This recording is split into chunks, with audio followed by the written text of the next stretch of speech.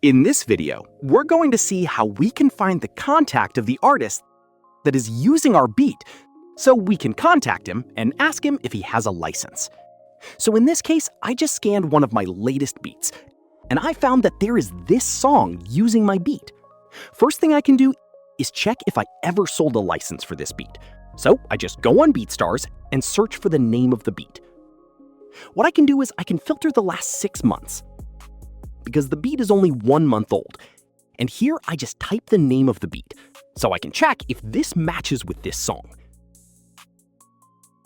So it doesn't match because this song is in Spanish, and these are not Spanish customers. Now we need to find the contact, so we can contact the artist and ask him if he wants to purchase a license. Because if he doesn't purchase a license, I will remove the song. We can look in the Spotify profile, and sometimes here you will find this Instagram link. In this case, there is no Instagram link.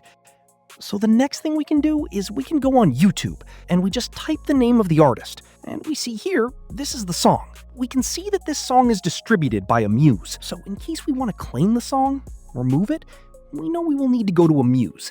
So in this case, we can see here, the logo looks like this logo. So it's the same artist. So we can go inside this YouTube profile, and we can try to find the Instagram link. We just press on the latest video. We don't find any link. The other solution is we go to Instagram, and we just search for the name. And here we find the same logo. So we found the Instagram account. I will go inside Follow Up Pro. I will find this song, and I will add the Instagram link. So if I contact him, I can then change to contacted. And in 1 week, I will check if he has replied or not. And here, you can press send message. And in this case, I will just use a template. So I will just put the name of the song here. Find the link of the beat so he can purchase, put the link here, copy, and just send it. And now I can change the status here to contacted. And if I go here on follow up in contacted, I can see the song is here and the follow-up date is now updated.